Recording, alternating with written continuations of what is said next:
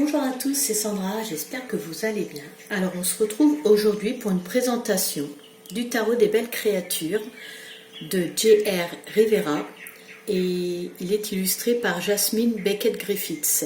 Alors c'est un peu pour ça aussi que j'avais hâte de vous faire la présentation parce que j'adore ces illustrations. J'ai d'autres oracles illustrés par Jasmine et j'adore son univers. J'adore ses créations artistiques, vraiment une pure merveille, de mon point de vue. Donc, il y a pas mal de choses à dire sur ce tarot, donc du coup, on va pas traîner, on va tout de suite attaquer. Donc, si vous souhaitez ce coffret, il est au prix de 32 €. Voilà, il est paru aux éditions Exergue. Alors, très beau coffret. Il s'ouvre de façon aimantée comme ça, en tirant sur un petit ruban. Voilà. Les cartes sont disposées comme ça à l'intérieur. Je les ai enlevées pour la présentation parce que sinon il faut retourner, c'est pas très pratique. Et puis des fois il y en a une qui se coince là, donc voilà, j'ai enlevé à l'avance. Il y a un mot sur l'auteur, un mot sur l'illustratrice. Voilà déjà pour la boîte. Ensuite, on a non pas un livret, mais un livre. Vu la taille, on peut appeler ça un livre. C'est pas le petit livret habituel. Voilà l'arrière du livre. Alors, ce que j'ai envie de faire, une fois n'est pas coutume, c'est de commencer par les cartes. Voilà. Allez, soyons fous, on va commencer par les cartes. Alors, je vous montre le dos des cartes. Alors, vous voyez qu'on peut faire un tirage à l'endroit, à l'envers. Voilà, parce que ça n'a pas la même signification selon le sens. Donc là, le dos le permet.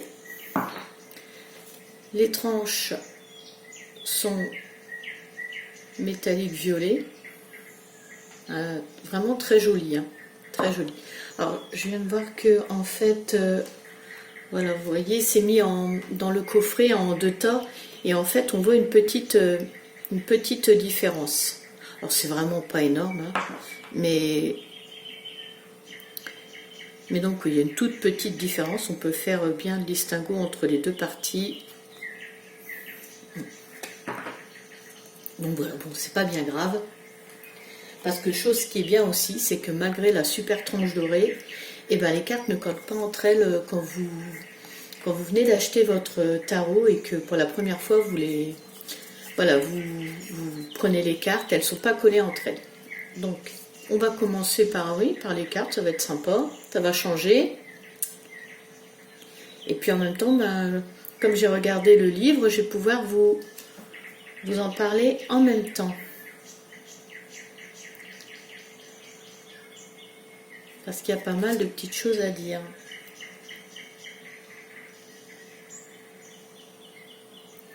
Alors déjà, dans le livre, le créateur nous explique qu'il l'a pensé et conçu pour que ce tarot puisse même être accessible aux débutants. Donc ça, c'est sympa, je trouve, d'adapter un peu le traditionnel aux débutants pour que voilà, l'apprentissage se fasse moins dans la peur, parce que c'est vrai que le tarot traditionnel peut faire peur, peut paraître complexe, on va dire. Et du coup, je trouve ça bien. Je trouve ça bien qu'il ait fait ça. Alors, il explique aussi que les créatures qui sont présentes donc sur les illustrations, en fait, elles sont présentes depuis l'existence de l'homme, en fait.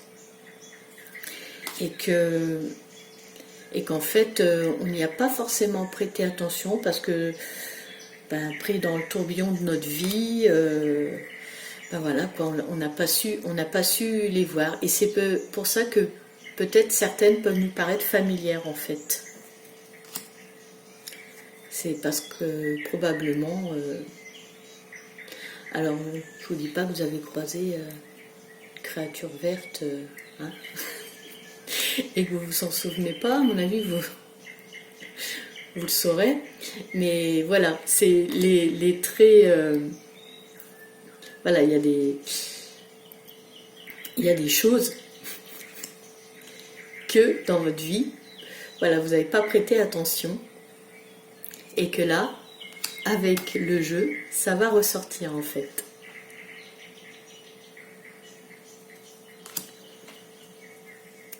Alors il explique qu'il a gardé en fait les bases du tarot, les 78 cartes, les 22 arcanes majeures,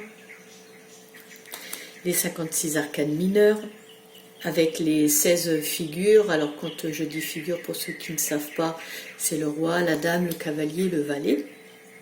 Voilà. D'ailleurs, il explique aussi qu'à eux, il a associé un personnage, un élément ou un signe astrologique, parce qu'en fait, l'astrologie est liée au tarot.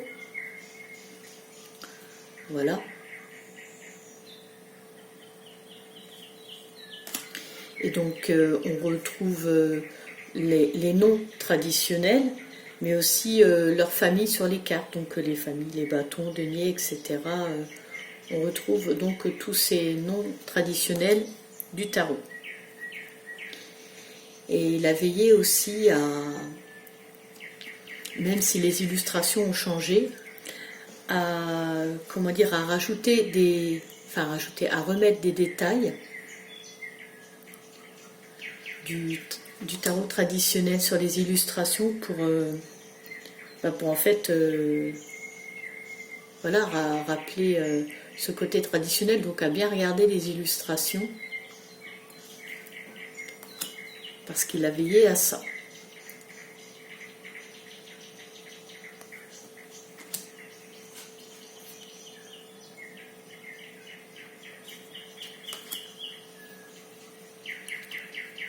Alors il explique aussi que à propos de ces belles créatures, comme il les appelle dans son tarot, que voilà, certaines peuvent nous paraître mauvaises, hautaines, chippies, enfin bon, on peut leur trouver peut-être des traits pas super sympas.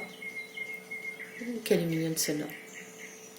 Mais qu'en fait, voilà, il incite voilà, à aller voir plus loin, parce qu'en fait, il faut creuser, voilà, faut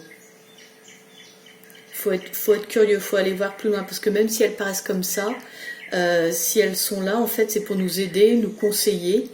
Elles sont d'une honnêteté sans pareil, en fait. Donc, voilà pour les explications un peu résumées de ce qu'on peut lire dans le livre. Vous allez voir, il y a souvent des dragons.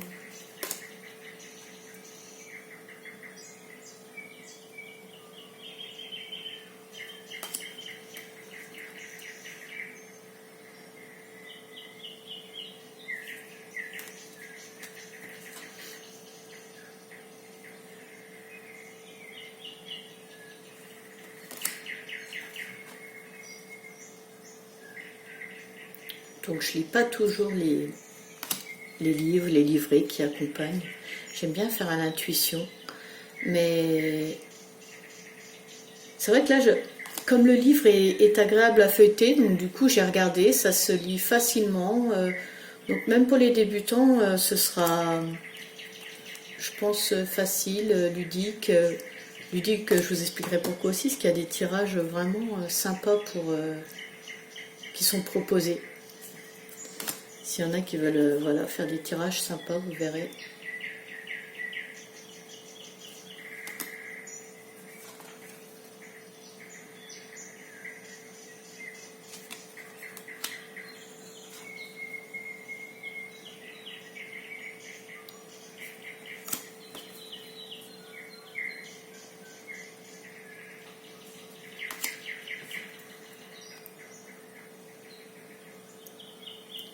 Alors par contre, ah bah, j'allais y venir. Je regardais l'autre illustration. Alors j'allais y venir justement.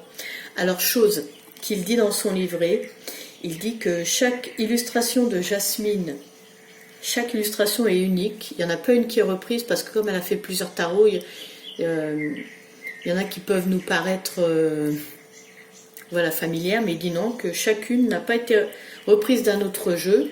Bon, alors c'est pas pour critiquer parce que franchement le tarot j'adore. Mais donc, là, c'est la carte de l'oracle du Pays des Merveilles. Et là, eh bien, c'est la carte du tarot des belles créatures. Donc, je me disais, ça me dit quelque chose. Donc non, elles sont pas toutes uniques. Hein. Et encore, j'ai pas eu le temps. Et puis, elles sont un petit peu plus petites. Tiens. Comme ça, vous pouvez voir. Elles sont un petit peu plus petites. Donc, c'est pas pour critiquer.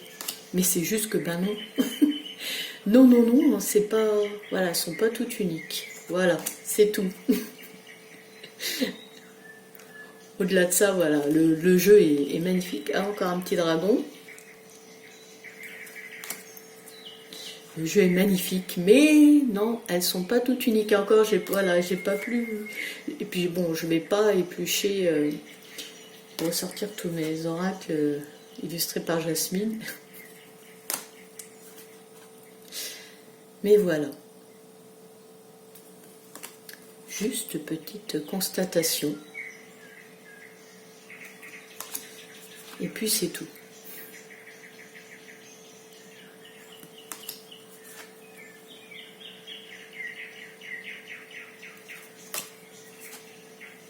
Ah oui, il y en a qui sont un peu sombres. Hein. Ça, on peut pas dire le contraire. Oh, un petit dragon, encore une fois. Trop chou.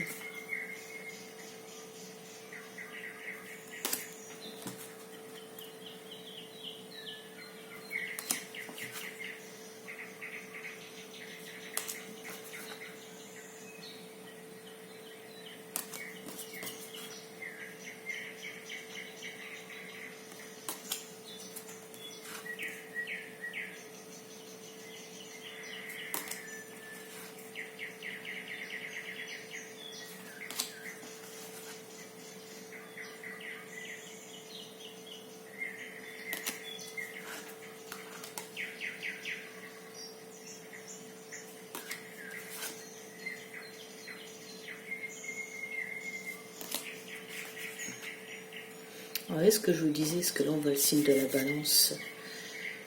Donc il a bien pris le soin d'associer à certaines figures le signe astrologique sur les illustrations. Donc effectivement, on voit bien.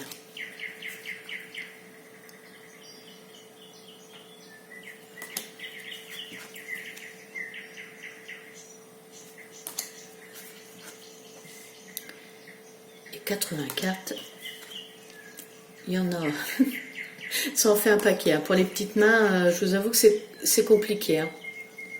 C'est compliqué quand même, ça fait un gros tas.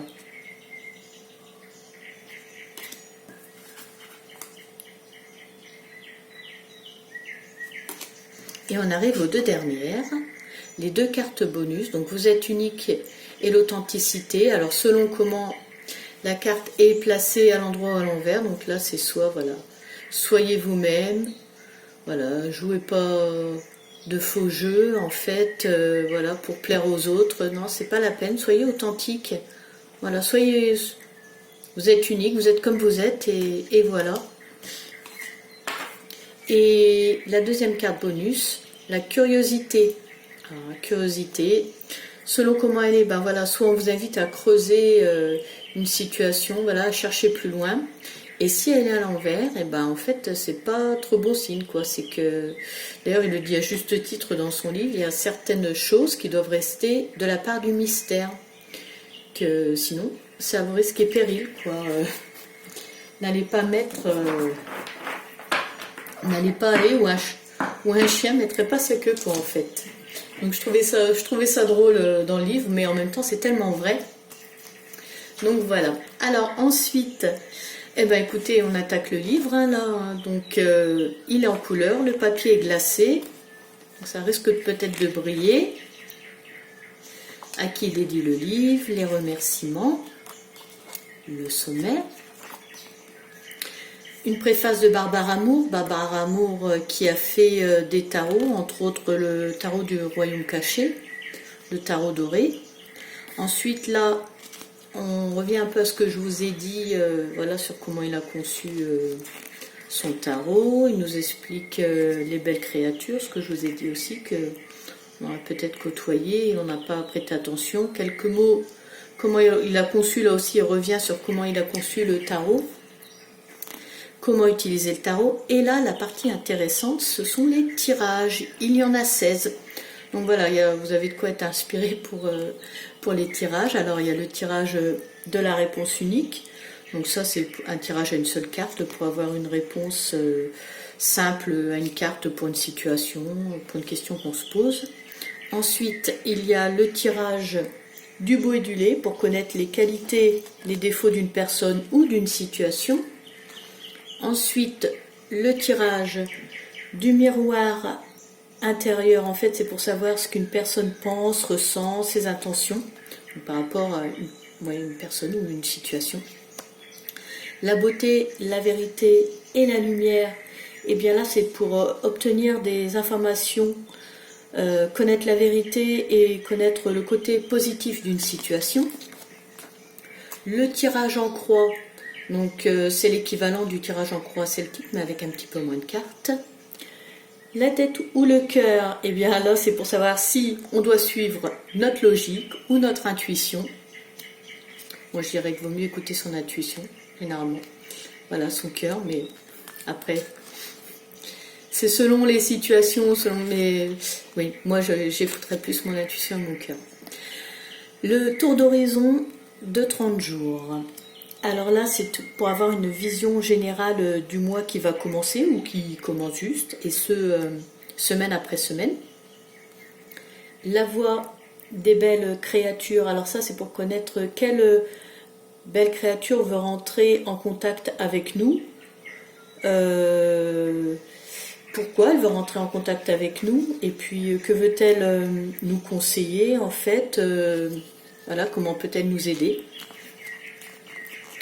Le tirage vice-versa, ça c'est pour les personnes en couple ou en partenariat.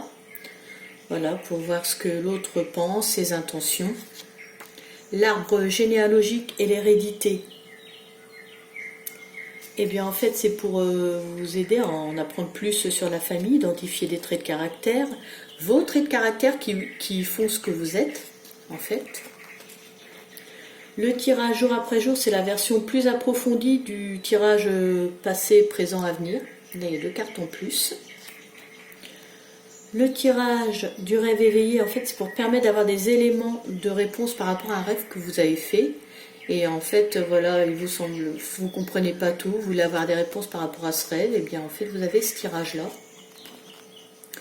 Guérir un cœur brisé, bon ben là c'est pour avoir des infos pour guérir, évoluer, et voilà, et évoluer après une rupture. Ici c'est le tirage pour la prochaine grande histoire, donc il va vous donner des informations sur votre prochaine histoire d'amour ou partenariat. Le tirage des maisons astrologiques, alors là c'est pour avoir une vision générale de votre vie, professionnelle, amour, finance, voilà. Ce qui va bien et ce à quoi s'attendre, quoi, en fait. Et puis, à quoi faire attention. Voilà. Ensuite, le dernier tirage, donc le 16e, c'est sur la vie antérieure. Donc là, vous allez pouvoir apprendre qui vous étiez dans une vie antérieure, identifier certains traits de personnalité et habitudes qui persistent encore ici et maintenant, ce qui fait votre personnalité, qui vous êtes, et peut-être donc même aussi vous révéler des problématiques qui n'ont pas été réglées dans les vies antérieures et qui sont encore présentes maintenant.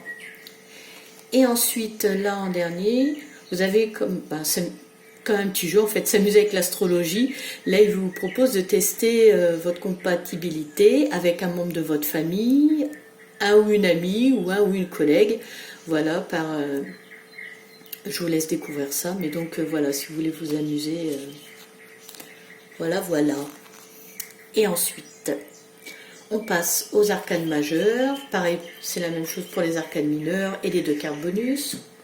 On va prendre une carte pour découvrir l'ermite. Alors, l'introspection.